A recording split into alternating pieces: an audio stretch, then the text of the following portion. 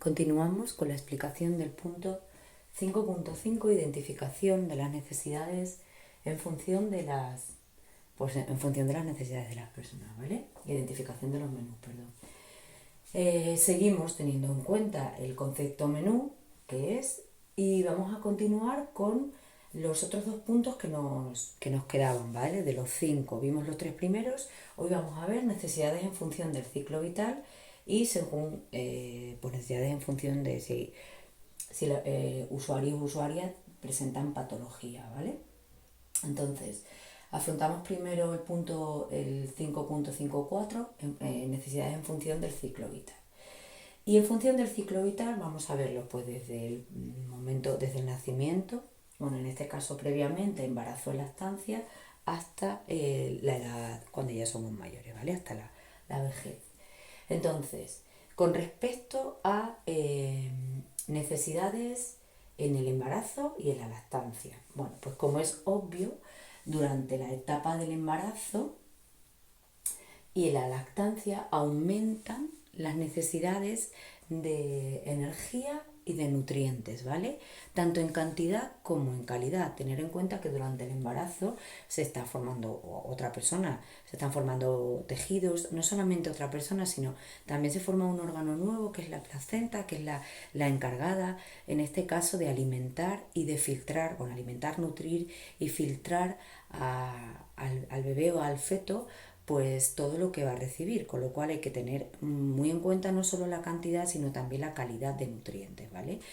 En el embarazo y en la lactancia, pero sobre todo en el embarazo, hay que seguir los consejos de profesionales, llámese sobre todo matronas, o si presentamos alguna patología, ginecólogo o de obstetricia, ¿vale? Pero sobre todo van a ser matronas quienes nos den las pautas durante el embarazo y la lactancia. En el embarazo, ¿qué vamos a hacer? Pues en el embarazo lo que se va a hacer sobre todo es, se aumenta el requerimiento de energía y de nutrientes para alimentar al bebé, pero también para hacer una reserva de grasas, ¿vale? Por eso se engorda, porque se supone que después, durante la lactancia, lo que vamos a hacer es el uso de reservas, ¿vale? Durante la lactancia haremos ese uso de reservas siempre que optemos por lactancia natural. Es lógico, si no estamos dando el pecho, pues esas grasas no se utilizan. Si estamos dando un biberón, esas grasas no se están utilizando, ¿vale? Entonces, ese uso de reserva se hará solo si se opta o si se puede hacer una lactancia natural o materna, que se llama, ¿vale? Entonces, a este respecto, ¿qué tenemos que hacer? A ver, en estos dos apartados hay muchísimas pautas. Yo no puedo ponerme a nombrar todas las pautas una por una porque si no este vídeo se nos va a una hora. Con lo cual os voy a remitir directamente a las pautas y a la página para que vosotros las leáis. Eso sí, destacando las más importantes dependiendo de lo que sea, de lo que estemos hablando, ¿vale? Entonces, ¿qué tenemos que hacer aquí? Pues yo destacaría sobre todo que la alimentación que reciba la mujer embarazada o lactante permita el crecimiento de estructuras como el útero y la placenta y satisfaga nutricionalmente a la madre y en el caso de cuando ya haya lactancia, pues al bebé, ¿vale? Bien, pasamos al siguiente, que es lactante. ¿Quién es lactante? Lactante es un bebé mientras se alimenta fundamentalmente de leche, ya sea lactancia materna o sea lactancia artificial a través de biberón, ¿vale? Se consideran lactantes cuando su alimento fundamental es la leche. Dura más o menos un año. Bueno, esto es una cosa que depende mucho del patrón cultural. Hay culturas donde la lactancia se prolonga hasta que el bebé o el niño deja de tomar leche. Pero bueno, culturalmente aquí decimos más o menos un año. Habrá veces que sea menos, habrá veces que sea más, ¿vale? ¿Qué pasa durante la lactancia? Bueno, pues durante los 6 primeros meses la OMS recomienda, y aquí todas las asociaciones de pediatría recomiendan que sea una lactancia exclusiva durante los 6 primeros meses. También depende mucho de la casuística y de la particularidad tanto de madre como de bebé, ¿vale?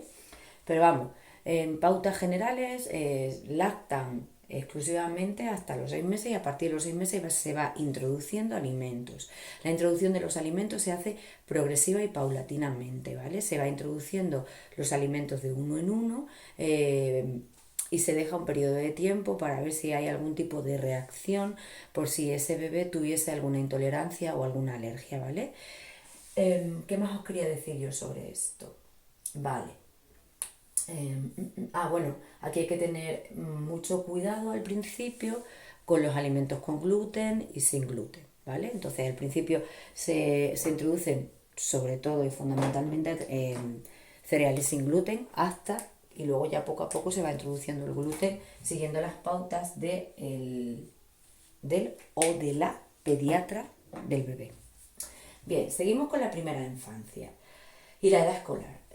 Como en cualquier etapa de crecimiento, en los periodos de desarrollo y de maduración, las dietas tienen que ser muy completas y variadas, tanto en cantidad, insisto, como sobre todo en calidad y en variedad, ¿vale? Tienen que incluir alimentos de todos los grupos que hemos visto anteriormente y tienen que ser suficientes para que ese niño o esa niña puedan desarrollarse, su cuerpo pueda seguir creciendo y además les permita también tener la energía suficiente para el movimiento y la expansión que niñas y niños tienen, ¿vale? Bien, ahí veis un poco las características que tenemos que tener en cuenta. Bueno, pues que diariamente tienen que tomar leches y derivados, cereales, verduras, bueno, pues eso, pues todo, ¿vale? La alimentación en la adolescencia. Destacar que la adolescencia, igual que la infancia, es un periodo de crecimiento, pero lo que le caracteriza es que es muy acelerado. En muy poco tiempo se produce un aumento de talla, no solamente de talla, de altura, sino también el cuerpo, como que pasa de estructura de infancia a ya estructura de lo que va a ser adulta, ¿vale? Físicamente hablando, no me refiero todavía al proceso psicológico, emocional o mental, ¿vale? Sí al cuerpo. Bien, es un crecimiento acelerado tanto de la talla como de la masa corporal, con lo cual el requerimiento nutricional va a ser impresionante, incluso mucho más que en la infancia. Veis que las y los adolescentes, bueno, vosotras mismas, muchas veces tienen un hambre que es insaciable, que casi coméis y en un momento ya tenéis ganas. Eso es porque las células están multiplicándose, los tejidos y los órganos están creciendo y entonces el cuerpo necesita mucha energía. Mucho nutriente y mucha energía para poder seguir completando todos los procesos vitales, ¿vale? Bien, otra cosa más que os lo digo concretamente en la adolescencia, pero que tenemos que tener en cuenta en cualquier periodo vital, que es que la alimentación tiene que incluir todos los grupos alimenticios, salvo que exista alguna intolerancia o alergia. Tenemos que procurar que sea lo más variada y completa posible. La menopausia. La menopausia es un estado fisiológico por el que pasamos solo las mujeres, ¿vale? Los primeros síntomas dependen mucho de cada mujer, pero bueno, se pueden mostrar de los 45, entre un rango entre 45 y 55 años, pueden empezar a aparecer los primeros síntomas de la menopausia. ¿Vale? ¿Por qué se caracteriza? Porque ¿qué es lo que pasa? Descienden los estrógenos, los estrógenos son una hormona, y ahí empieza a haber proceso metabólico y cambios fisiológicos en los cuerpos de las mujeres, ¿vale? Pueden aparecer enfermedades cardiovasculares y sobre todo osteoporosis, ¿vale? La osteoporosis es que los huesos van perdiendo, se va perdiendo masa ósea, ¿vale? Se pueden producir pequeños agujeritos, se debilita el hueso y aumenta el riesgo de que se partan, claro. Si además tenemos problemas de osteoporosis, si se parten, pues vamos a tener problemas a la hora de que eso vuelva a sanar otra vez, ¿vale? Que sí se puede recuperar con tratamientos, pero evidentemente si estamos ya en un proceso de menopausia, pues nos va a costar un poquito más. A ver, en la menopausia, sobre todo seguir las recomendaciones de profesionales, ¿vale? Ya sea médico de cabecera o otro profesional que nos esté tratando, ¿vale? Hacer ejercicio físico, mantener un buen estado anímico, porque claro, descienden los estrógenos, también puede haber cambios emocionales, ¿vale? Los puede haber y los hay. pero si nosotros lo sabemos y nos preparamos, puede que eso, puede no, seguramente el impacto va a ser menos. Vale, alimentación de la persona mayor.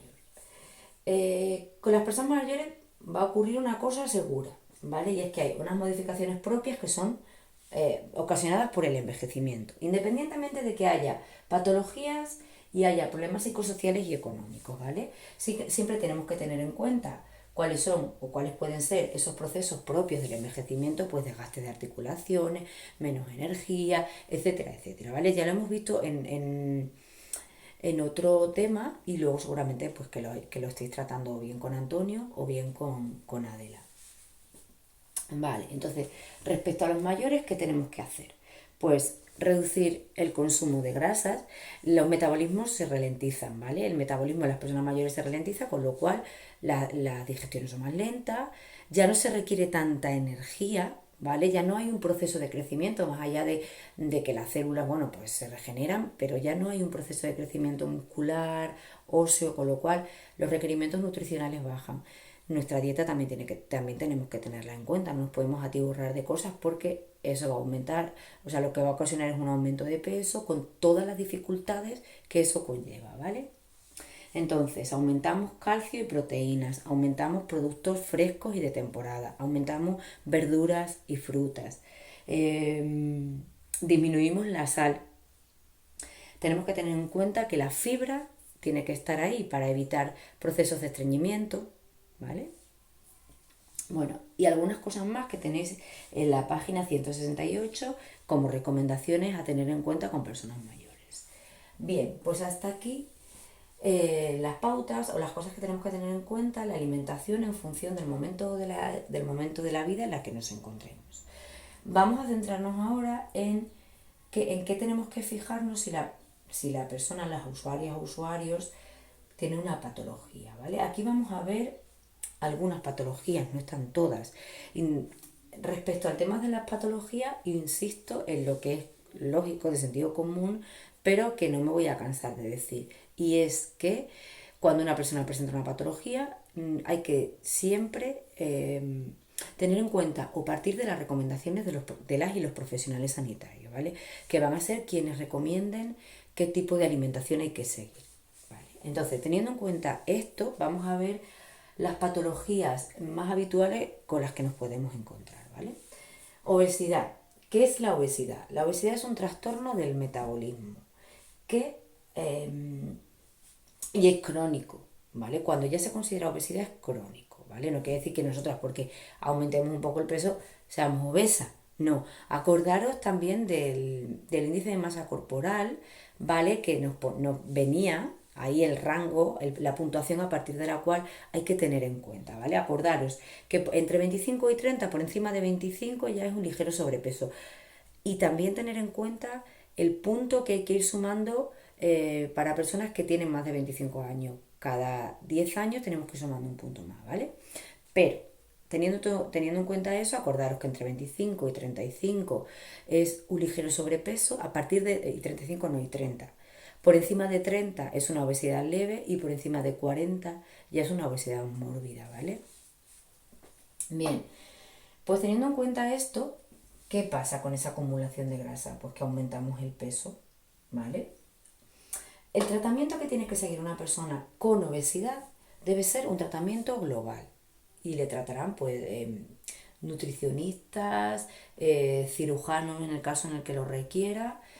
¿Qué es un tratamiento? ¿Qué entendemos por tratamiento global? No solamente una dieta en la que por supuesto se van a reducir grasas e hidratos de carbono, sino que en algunos casos puede incluir tratamiento farmacológico, por supuesto ejercicio o actividad física, incluir tratamiento psicológico en el sentido de que requerirá eh, unas pautas de modificación de conducta para cambiar sus hábitos alimenticios, no porque esa persona necesite una terapia psicológica, que las habrá que sí y las habrá que no, sino porque le tendrían que facilitar herramientas para que esa pauta de modificación de conducta no lleve aparejada un aumento de la ansiedad, un aumento de la necesidad de comer, ¿vale?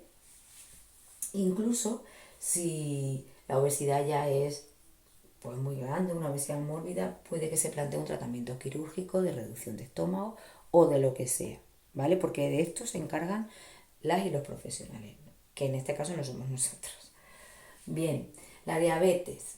La diabetes, igual que la obesidad, es una enfermedad crónica. Falla el páncreas y bien, o no se segrega insulina o la insulina que se segrega no es suficiente. ¿Para qué? ¿La insulina qué es? La insulina es una hormona que transforma los hidratos de carbono en glucosa. La glucosa la necesitamos para las células. Si no hay insulina suficiente, la glucosa se queda en la sangre, con lo cual tenemos una hipoglucemia, sube la glucosa por encima de los índices, tendríamos una hipoglucemia con todo lo que ello puede acarrear y las células no pasan a la sangre. Entender la insulina, como lo dice en el libro, que además es muy gráfico, es como la llave para que el hidrato de carbono, transformado en glucosa, pase a las células, ¿vale? Bien, diabetes encontramos dos, diabetes tipo 1 y diabetes tipo 2. La diabetes tipo 1 normalmente, o sea, son los y las insulinodependientes que tienen que inyectarse insulina, ¿vale? Y que requiere de un entrenamiento, porque no es que tú digas todos los días me tengo que inyectar esta insulina, sino que va a depender mucho de los niveles que tú tengas y sobre todo va a depender de lo que comas, ¿vale? Además también se trata de, a través de lo que comes, pues de conseguir un equilibrio. Y la diabetes tipo 2 probablemente va a ser la que más os encontréis vosotras por vuestro tipo de trabajo. Es la diabetes que aparece ya con una edad avanzada, ¿vale? Y diabetes tipo 2 os podéis encontrar con tratamientos de pastilla, farmacológico, y farmacológico también, pero de insulina, ¿vale? O puede que sea mixto, que se inyecten un poco de insulina y también tengan pastillas. Pero probablemente la diabetes tipo 2 va a ser la que vosotros os encontréis con mayor frecuencia. Ay, ¿por qué os he contado yo la menopausia? Bueno, la osteoporosis. La osteoporosis, como ya os decía antes, aparece en la menopausia, no quiere decir que los hombres no tengan también osteoporosis, ¿vale? Es una pérdida de la masa ósea, el hueso se debilita y puede hacer que se rompa con facilidad. ¿Qué hacemos con la osteoporosis? Pues normalmente se combina con el tratamiento es alimentación, ejercicio y puede que incluya un tratamiento farmacológico. ¿Qué recomendaríamos nosotros, por ejemplo, a una persona con osteoporosis? Una dieta equilibrada, tomar calcio, cereales, verduras, por supuesto, y como casi todas las patologías, reducir el consumo de bebidas alcohólicas, reducir, por ejemplo, la grasa, etcétera, ¿vale? Y subo un poquito más arriba porque me he saltado las enfermedades cardiovasculares. ¿Qué entra dentro de las enfermedades cardiovasculares? Hipercolesterolemia, que ya sabéis que es un exceso de colesterol, cardiopatías, enfermedades relacionadas con el corazón y la hipertensión, que es un aumento de la tensión arterial. ¿Vale? Y en función de de qué tipo de enfermedad, pues vamos a tener en cuenta unas pautas u otras. Por ejemplo, a ver, con la hipercolesterolemia, ni dulces ni grasa, pero vamos, que es lógico, ¿no? Con las cardiopatías, tener un peso óptimo, comer de todo sin abusar, practicar una dieta ordenada, tanto en cantidad como en número de ingestas, nada de consumo. Bueno, consumir el alcohol con moderación o no consumirlo. Hipertensión. En la hipertensión, una dieta saludable, baja en sal y baja en grasa. En algunos casos, dependiendo de cómo sea, habrá que eliminar la sal. ¿Vale? Bien, ahora pasamos a las patologías digestivas. Bueno, pues dentro de toda la amplitud que tenemos aquí, las nombramos estreñimientos, diarrea, reflujos gastroesofágicos, afecciones de hígado, pancreatitis, usuarios y usuarias ostomizadas. En función de lo que vayamos a ver, pues tendremos que tener en cuenta unas pautas u otras, ¿vale? Por ejemplo, Con estreñimiento, pues evidentemente si tenemos estreñimiento lo que tendremos que hacer es aumentar el consumo de fibra, ¿vale? Para favorecer, ya sabéis que la fibra favorece el tránsito intestinal. Con diarreas, pues con diarreas ingeriremos mucho líquido, intentaremos que la persona se mueva para facilitar los movimientos el movimiento del intestino, etcétera, etcétera, ¿vale? Tomar solo líquidos, evitar la fibra, por ejemplo. Con el reflujo gastroesofágico, ¿qué pasa? Pues que la válvula que está aquí arriba en el estómago, al lado del cardias, sabéis que el estómago tiene aquí el cardias y aquí el píloro, pues la parte que une el esófago con el estómago, hay una válvula al lado del cardias y lo que hace es que se abre. ¿Y qué pasa? Pues que todos los ácidos del estómago, los ácidos que favorecen, no, que se encargan de la digestión, suben y producen esa sensación de ardor, ¿vale? ¿Qué haremos ahí? Pues comidas frecuentes, evitar tabaco y alcohol, combatir el estreñimiento, evitar café y evitar aquellos alimentos que son demasiado ácidos y que van a aumentar ese reflujo, ¿vale? Afecciones de hígados, pues reducir grasa, sobre todo cuando tenemos afecciones de hígado, probablemente los profesionales, los médicos van a evitar las grasas al máximo, o por lo menos cierto tipo de grasa, ¿vale? Bien, la pancreatitis crónica es la inflamación del páncreas. ¿El páncreas qué hace? Además de segregar insulina, que ya lo hemos visto con la diabetes, segrega enzimas digestivas, que lo que hacen es que favorecen los procesos digestivos, no tiene otra cosa. ¿Qué haremos aquí? Repartir comidas en 6 tomas diarias, pequeñas, claro, no vamos a tomar 3 platos de lentejas en cada comida, sino comidas pequeñas y que sean fáciles de digerir. Suministrar vitaminas en forma hidrosoluble, una dieta baja en grasas, vale. Usuarios y usuarias ostomizadas. ¿Qué es esto? Una ostomía es una abertura en una parte del colon o el ilión, ¿vale? Hay algún problema, algún tumor o lo que sea en el colon o en el ilión y entonces cortamos. ¿Y qué produce ese corte? Pues lo que hacemos es que las heces, en lugar de ir a través del el intestino grueso, pues salen a una bolsa y se depositan ahí. Pues tiene muchas complicaciones. O sea, muchas complicaciones no.